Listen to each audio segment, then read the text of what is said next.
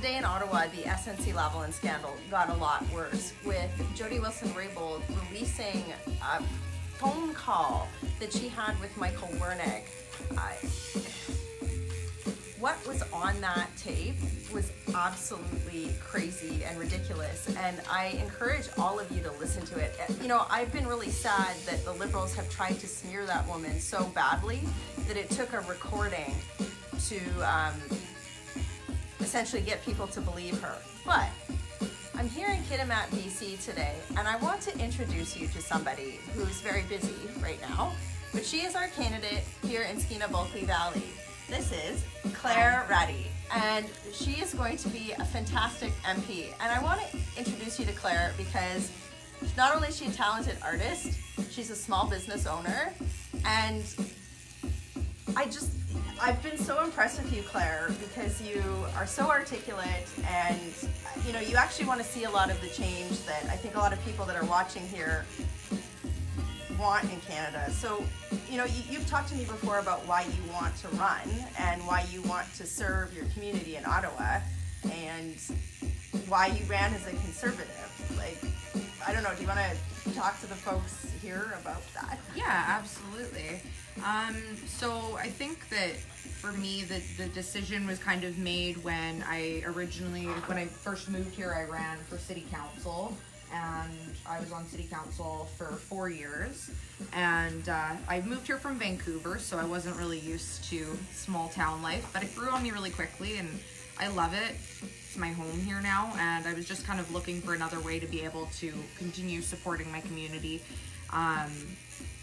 The choice to run as a Conservative for me was never a hard one to make. I think that the Conservative Party holds a lot of the values that I'm really passionate about, and I think especially from an economic perspective right now, in the north here, we're looking at getting LNG facilities going, lots of different industrial development, so it's really important that we have a way to actually make that happen here, and that government isn't holding us back, but they're helping us moving forward, because a lot of the communities around here really rely and depend on having more work up here, and it feeds back into our local economy, which is important. Being a small business owner, obviously I care about that a lot. So overall, it wasn't a difficult choice for me to make at all. I think that, you know, I've received a lot of people saying that they wouldn't have expected me to run as a Conservative, but I would like to find a way to break that stigma and show that a Conservative isn't always just, you know, one specific stereotype, as evidenced right now by what who I'm tattooing. So yes, there's actually tattooing our colleague Glenn Montz. He's being a real trooper here.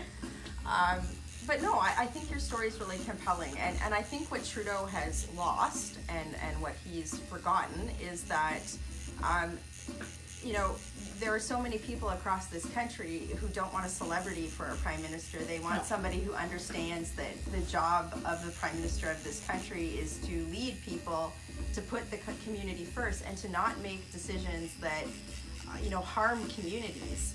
Yeah, absolutely, and have real world experience and understand what everyday Canadians go through, which I think is also a really important factor, and that's why I feel like I'm well suited to be able to go into a position like that and really understand a lot of people's struggles just with life experiences that I've had, and maybe come at it from a different angle than the traditional politician would. Well, you know, I think a lot of what we've seen over the last, you know, few years in Ottawa has been sort of business as usual, right? Like, what's been really disappointing for me in the last few weeks has been to watch just like how the cronyism and the, you know, corruption can just seep into everything. Like, absolutely. You know, I know you're really passionate about changing that narrative and bringing it back to, you know, local community service. What do you think that you're going to encounter here in a, you know, northern BC community as we go into the federal election this year? Well, I think that I'm in a fairly unique position right now in this riding, and that there isn't an incumbent MP. So moving forward, I think it's kind of people are now looking towards a change because that's what's going to happen regardless. And I think that I can offer kind of a new, different perspective. I know that through my work on city council for the last 4 years, obviously I've got a lot of experience working with industry, also working with a lot of our different community groups and understanding you know, what the specific challenges are for people in the north. Small businesses, everything, right? I mean, we've seen tons of small businesses close around here in recent years, which really is sad, and a lot of residents that have had to move away because they couldn't afford to stay here, or there just wasn't enough work, whatever it may be.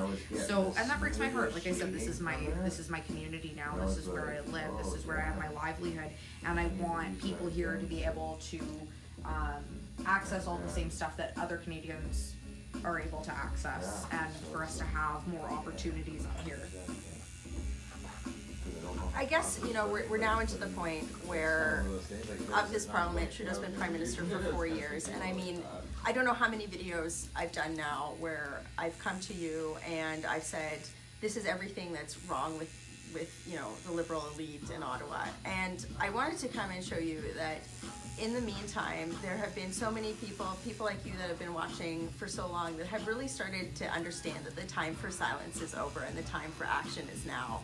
And that as we go into the federal election cycle, this is really about fighting for a vision of this country that makes sense to people who just want to work, people who don't want the drama that we're seeing in Ottawa, people that don't want, you know, massive deficits, people don't want, you know, name calling and divisiveness.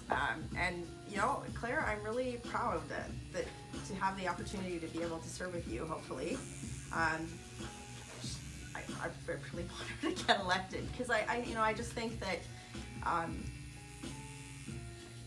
it's time for change. It really is, and I'm really proud that you're stepping up, and I think a lot of other people are too. So Thank you.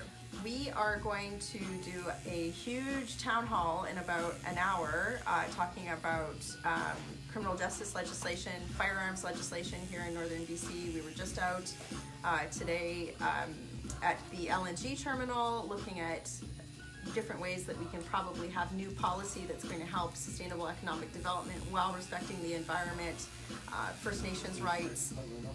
That's, I think, what all of you want. And that's where you're going to start seeing the conversation change. Justin Trudeau's done. What he's done is despicable.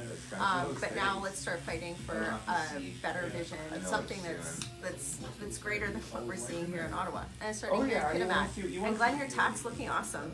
Awesome, thank you. Thanks, Claire. You're welcome. Working hard for you in Kitimat. Have a great day.